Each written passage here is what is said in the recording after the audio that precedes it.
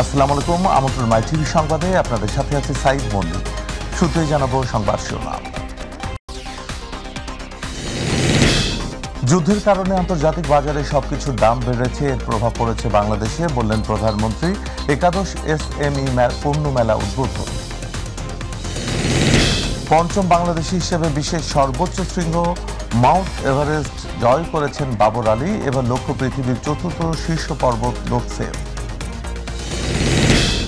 দীর্ঘ অপেক্ষার পর অবশেষে যুদ্ধ শিশুর স্বীকৃতি পেয়েছেন সিরাজগঞ্জের তারাশের মেরিনা খাতুন। উচ্ছ্বসিত পরিবারের সদস্য, এলাকাবাসী ও বীর মুক্তিযোদ্ধারা। 16 লাখের বেশি ব্যাটারি চালিত অটোরিকশা দাপিয়ে বেড়াচ্ছে রাজধানী জুড়ে। চার্জ দেওয়া হয় বিদ্যুৎ সংযোগ চুরি করে। আবাসিকের নামে চলছে বাণিজ্যিক মিটার।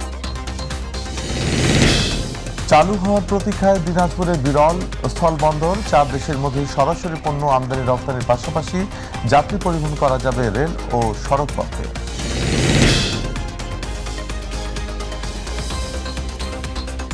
শুনছিলেন শিরোনাম। এছাড়াও রোববারের মাই টিভির বিশেষ আয়োজন স্পোর্টস ম্যারাথন রয়েছে সংবাদের শেষে।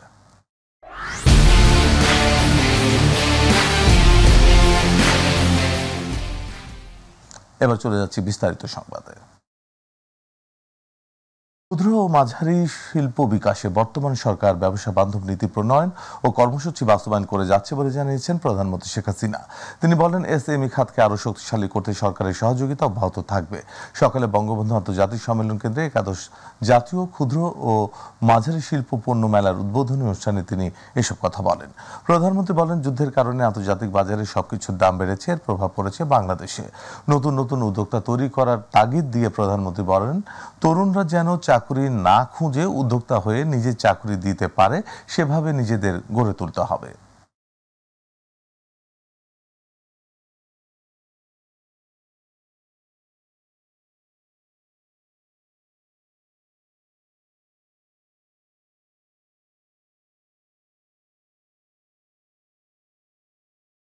সেই 2009 থেকে 2024 অন্তত 23 পর্যন্ত আমি বলবো যে আজকের বাংলাদেশ কিন্তু বদলে গেছে, বদলে যাওয়া বাংলাদেশ।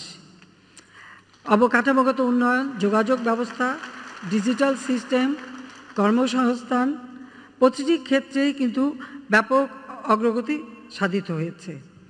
সেই জায়গা থেকে আমাদের সামনের দিকে এগিয়ে যেতে হবে। পঞ্চম বাংলাদেশী হিসেবে বিশ্বের সর্বোচ্চ শৃঙ্গ মাউন্ট এভারেস্ট জয় করেছেন বাবর আলী। রোববার বাংলাদেশ সময় সকাল 8:30টায় এভারেস্টের চূড়ায় ওঠেন তিনি। হিমালয়ের স্মৃতিধারা চূড়া জয়ের জন্য বাবর যাত্রা শুরু করেছিলেন 1 এপ্রিল। চূড়াটি পর্বতের 15,500 ফুট উপরে। সকাল 8:30টায় সেখানে তিনি বাংলাদেশের পতাকা ওড়ান। তবে বাবরের আসল লক্ষ্য শুধু এভারেস্ট নয়, সঙ্গে লাগোয়া পৃথিবীর চতুর্থ শীর্ষ পর্বত লোকসেও। রোববার ক্যাম্প 4-এ নেমে মাঝরাতে আবারও শুরু করবেন দ্বিতীয় লক্ষ্যের পথে যাত্রা। লোকসেতে আগে কোনো বাংলাদেশি সামিট করেননি এবং কোনো বাংলাদেশি একই অভিযানে 2টি 8,000 শৃঙ্গ চড়েননি। আর লক্ষ্য পূরণ হলে বাংলাদেশের ইতিহাসের এক নতুন অধ্যায়ের সূচনা করবেন বাবর আলী। দীর্ঘ অপেক্ষার পর অবশেষে যুদ্ধ শিশুর স্বীকৃতি পেয়েছেন সিরাজগঞ্জ তারাশের মেরিনা খাতুন। দীর্ঘ সময় পার হলেও এই স্বীকৃতির আনুষ্ঠানিক চিঠি পাওয়ার খবরে উচ্ছ্বসিত পরিবারের সদস্য, এলাকাবাসী ও স্থানীয় মুক্তিযোদ্ধারা। প্রতিনিধি সনাতন দাসের প্রতিবেদন, জানাচ্ছেন ইলিয়াস কমল। বাংলাদেশের স্বাধীনতা ও মুক্তিযুদ্ধের সাথে জড়িত মেরিনা খাতুনের জন্ম। মুক্তিযুদ্ধের সময় পাক বাহিনী ও তাদের দোসরদের নির্যাতনের পর 25 বেগমের গর্ভে জন্ম নেন এই যুদ্ধ শিশু। 2018 সালে মা বীরাঙ্গনা হিসেবে স্বীকৃতির পর 2022 সালে মেরিনা খাতুনকে যুদ্ধ শিশু হিসেবে স্বীকৃতির আবেদন করা হয়। জাতীয় মুক্তিযোদ্ধা কাউন্সিলের 82তম সভা থেকে স্বীকৃতির প্রস্তাবনা মন্ত্রিসভায় পাঠানো হয়। তারই ধারাবাহিকতায় 89তম সভায় যুদ্ধ শিশু হিসেবে আনুষ্ঠানিক স্বীকৃতি পান মেরিনা। আনুষ্ঠানিক চিঠির ঘোষণায় উচ্ছ্বসিত মেরিনার পরিবার। একই সঙ্গে রাষ্ট্রীয় ভাতা সহ অন্যান্য সুযোগ সুবিধার দাবিও জানান তিনি। আমি তার চাকরি করতে পারবো না, আমার জীবন তো চলেই গেছে। আমার স্বামীটা পঙ্গু হয়ে গেছে, প্যারালাইসিস হয়ে হাত গেছে, কান গেছে। আমার স্বামীটা চিকিৎসার জন্যে যদি তারা কিছু সাহায্য করলো নি। এই স্বীকৃতিতে নানা সময় কটু কথা শুনে আসা আর তার গায়ে লাগবে না বলেও মন্তব্য করেন মেরিনার স্বজনরা। জননেত্রী শেখ হাসিনা আমার মাকে এই রাষ্ট্রীয় স্বীকৃতি দেওয়াতে এখন আমরা মানুষের কাছে বলতে পারবো, মাথা উঁচু করে বলতে পারবো যে আমার মা একজন যুদ্ধ শিশু।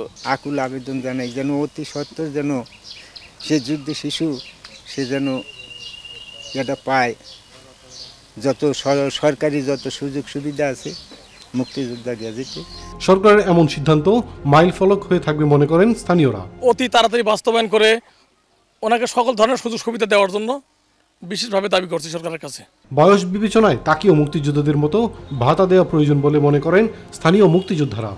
এই দুগ্ধ শিশুর প্রতি একটু সদয় হয়ে যা কিছু করার দরকার সরকারিভাবে নির্দেশনা পরিচালনা করে। এ ঘটনার মাধ্যমে সরকার মেরিনের কাছ থেকে কিছুটা হলেও দায়মুক্ত হয়েছে বলে জানান স্থানীয় প্রশাসন।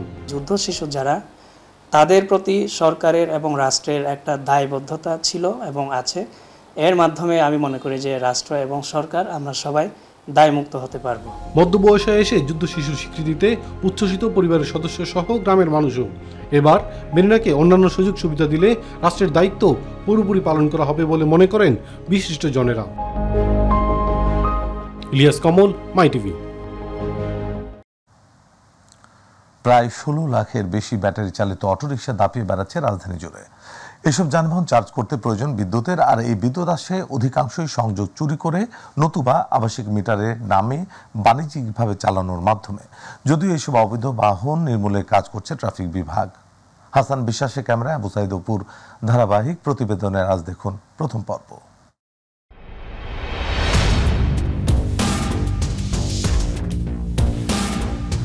প্রকাশ্যে দিনের আলোতে রাজধানীর অলিগলি থেকে শুরু করে প্রধান সড়কেও দাপিয়ে বেড়াচ্ছে বিদ্যুতের সাহায্যে চার্জ দেয়া এসব অবৈধ অটোরিকশা। নামমাত্র বৈদ্যুতিক মোটর বসিয়ে প্যাডেল রিকশাকে অটোতে রূপান্তর করে দিনের পর দিন অনিয়মকে যেন নিয়ম বানিয়েছেন কিছু মানুষ। বাস্তবতা যখন এমন, তখন আমাদের গন্তব্য তেজগাঁও এলাকার একটি গ্যারেজে। নিজ চোখেই দেখুন বিদ্যুৎ দিয়ে কি তেলেসমাতি কারবার চালাচ্ছে অটো ব্যবসায়ীরা, কিভাবে প্রকাশ্যে দিচ্ছেন অটো রিকশা চার্জ। মিটার বাণিজ্যিক না আবাসিক এমন প্রশ্ন করতেই চটে গেলেন তিনি, আর উত্তরটাও সোজাসাপটা। আপনি যদি এটাকে মিডিয়াতে করেন তো আমার ক্ষতি না, আপনি আমি সরকার কাছে দিন। আপনার কাছে কোনো কাগজপত্র নেই? কাগজপত্র আছে, ওই যে মিটার চলে, কাগজপত্র ছাড়া। তো একটু দেখান আমাদেরকে। এদিকে আমি সাথে লই ঘুরি।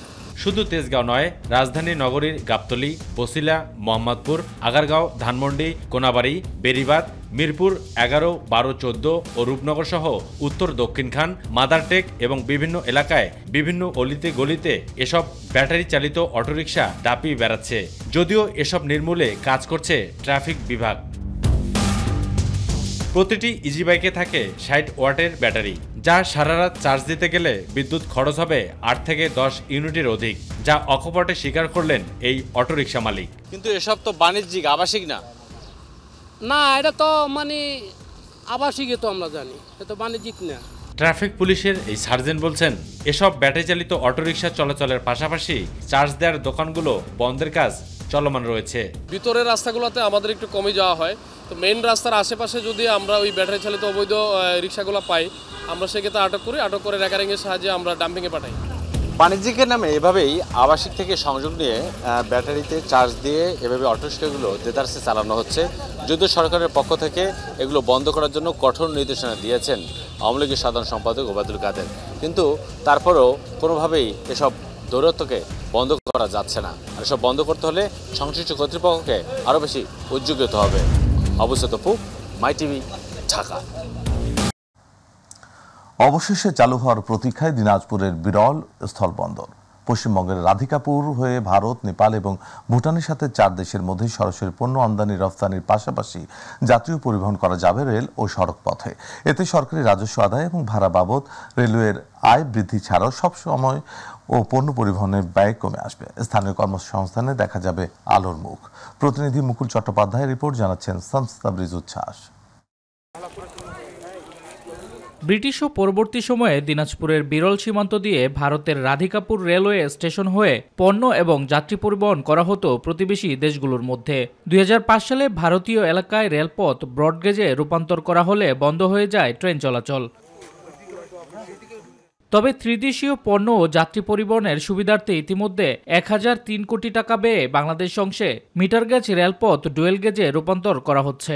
স্থানীয়রা জানান, এই স্থলবন্দরটি চালু হলে কর্মসংস্থান হবে লাখো মানুষের, ভারতে যেতে বাঁচবে সময়। আয়ের উৎস টাকার পরিমাণটা বাড়বে, তারা ভালো মতো একটা কাজ করতে পারবে, যে সে টাকাটা নিয়ে পরিবারের জন্য ভালো কাজ করতে পারে। এটা যদি মনে করেন চালু হয় তাহলে আমাদের এলাকার অনেকজন ব্যবসা অনেক উন্নতি করতে পারবে, আমাদের জন্য কর্মসংস্থান হবে। ব্যবসার জায়গা হিসেবে এখানে বিরল কিন্তু অনেক উন্নত জায়গা। স্থলবন্দরের ব্যবস্থাপনা পরিচালক জানান, সরকারের দৃঢ় পদক্ষেপে স্থলবন্দর বাস্তবায়নের জন্য এডিবি অর্থায়নের ইচ্ছা প্রকাশ করেছে। দ্রুত এই প্রকল্প বাস্তবায়ন করা হবে। আমরা সবাই মিলে এই পোর্টটাকে বাস্তবায়ন করতে পারবো এবং এডিবি সেটা ইচ্ছা প্রকাশ করেছে। আমরা প্রত্যাশা করছি এখানে ইমিগ্রেশনও তাড়াতাড়ি চালু হবে এবং রেল এবং অন্যান্য যে স্থাপনাগুলো এটা আমাদের অতি সত্বর চালু হবে। বিরল স্থলবন্দরটি চালু হলে আমদানি রফতানির মাধ্যমে উত্তরের জনপদ আরও উন্নত হবে বলে আশাবাদী স্থানীয়রা। যে আশেপাশের যে অঞ্চলে যে ট্রান্সপোর্টের যে মালগুলো আসে এগুলো অতি সহজে মানুষ পেয়ে যাবে। আমাদের দাবি হলো স্থলবন্দরটা চালু হোক, যত তাড়াতাড়ি চালু হোক। আজকে দিনাজপুরের যে অসংখ্য ব্যবসায়ী আছে, আমাদের বিরল স্থলবন্দরটি চালু হলে দিনাজপুরের অধিকাংশ ব্যবসায়ী খুব স্বল্প খরচে এবং স্বল্প সময়ের মধ্যে ইন্ডিয়া থেকে ইম্পোর্ট করতে পারবে, এটি আমরা মনে করছি। দেশের একমাত্র এই বন্দরে রেলপথ এবং সড়কপথ রয়েছে। এই বন্দর দিয়ে শুধুমাত্র ভারত নয়, পাশাপাশি নেপাল ও ভুটানেও যোগাযোগ করা সহজ হবে। শামস তাবরিজ উচ্ছ্বাস, মাই টিভি নিউজ ডেস্ক। ঈদুল আজহাকে সামনে রেখে সিরাজগঞ্জ বহু গবাদি পশু লালন পালন করছেন খামারিরা। তবে তাপপ্রবাহের কারণে গবাদি পশু খাবার খাচ্ছে কম, এতে নানা রোগে পড়ার সম্ভাবনা রয়েছে। তবে প্রাণী সম্পদ কর্মকর্তারা গবাদি পশুকে বেশি করে পানি খাওয়ানো সহ স্থানীয় প্রাণী সম্পদ অফিসে যোগাযোগ করার পরামর্শ দিয়েছেন। প্রতিনিধি মুনায়েম খানের রিপোর্ট, জানাচ্ছেন আতিকুর রহমান তিতাস।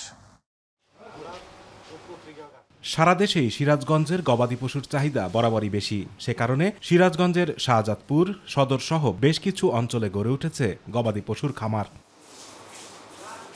কোরবানির ঈদকে সামনে রেখে এবারও প্রাকৃতিক প্রক্রিয়ায় হচ্ছে গরু মোটা তাজাকরণ। তবে তাপদাহের কারণে বেশ কিছু রোগে আক্রান্ত হচ্ছে পশু। সারা বাংলাদেশে প্রচন্ড গরমের জন্য আমাদের গবাদি পশু পাখিগুলো অস্বস্তিকর অবস্থার মধ্যে আছে। তবু আমরা চেষ্টা করে যাচ্ছি যতটুকু ইয়েতে রাখা যায়। গরমের জন্য যে গরুর স্বাভাবিক রোগ প্রতিরোধ ক্ষমতা সেগুলো কমে যাচ্ছে। গরমে সুস্থ রাখতে অতিরিক্ত পানি খাওয়ানো সহ প্রতিদিন 3 বার গোসল করাতে হবে গরুকে। সে কারণে এবার গরু মোটা তাজা প্রক্রিয়া অন্যান্য বারের তুলনায় কম হচ্ছে। দানাদার খাবারের দাম বেড়ে যাবার কারণে এবার খরচ কিছুটা বাড়তি হলেও লাভের মুখ দেখবেন বলে আশা করছেন খামারিরা। প্রাকৃতিক উপায়ে আমরা গরুগুলোকে লালন পালন করি, কিন্তু দানাদার খাদ্যর কারণে একটু সমস্যা, কারণ দানাদার খাদ্যর দাম একটু বেশি, সেই জন্য 3 বেলা ঝাবাইতে আছি।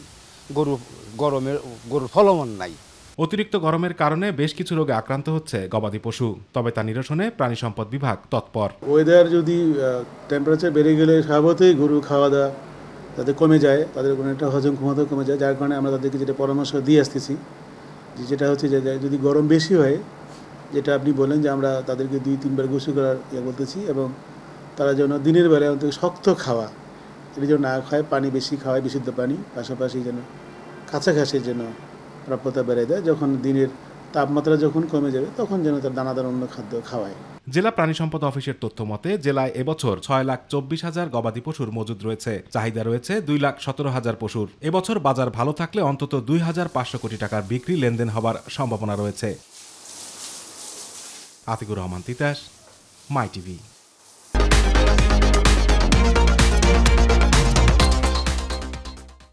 স্যানিটেশন কর্মীদের স্বাস্থ্য নিরাপত্তা দিতে হারপিক ও সাজেদা ফাউন্ডেশনের মধ্যে সমঝোতা চুক্তি স্বাক্ষর হয়েছে। গুলশান 1-এ অবস্থিত রেকিট বেনকিজার বাংলাদেশ পিএলসির প্রধান কার্যালয়ের চুক্তি স্বাক্ষর অনুষ্ঠিত হয়। সাজেদা ফাউন্ডেশনের জ্যেষ্ঠ উপদেষ্টা মোহাম্মদ ফজলুল হক ও সহকারী মহাব্যবস্থাপক মোহাম্মদ শফিকুল ইসলাম, জনপ্রিয় অভিনয়শিল্পী ও হারপিকের ব্র্যান্ড অ্যাম্বাসেডর নুসরাত ইমরোজ তিশা, এশিয়াটিকের account director Samida Rashid Anika, group account manager Farhan Karim, Reckitt Benckiser Bangladesh পিএলসির মহাব্যবস্থাপক Bishal Gupta, marketing manager Sabrin Maruf Tinni, senior brand manager Tabashshar Ahmed অনুষ্ঠানে উপস্থিত ছিলেন। সংবাদের শেষ প্রান্তে আমরা যাবার আগে আরেকবার জানিয়ে দিচ্ছি শিরোনামগুলো।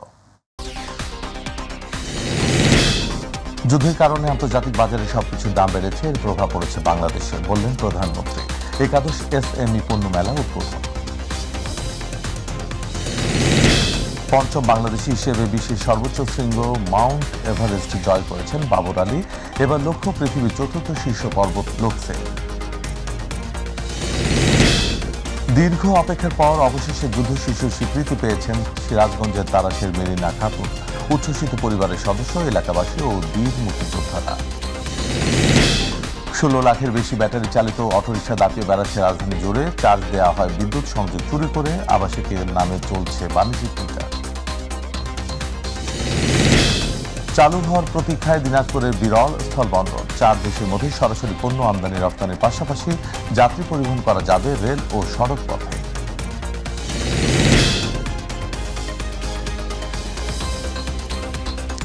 ধন্যবাদ সঙ্গে থাকার জন্য। এই ছিল আমাদের এখনকার সংবাদ আয়োজনে। পরবর্তী সংবাদ দেখার আমন্ত্রণ জানিয়ে বিদায় নিচ্ছি। সাইদ মল্লিক। আল্লাহ হাফেজ।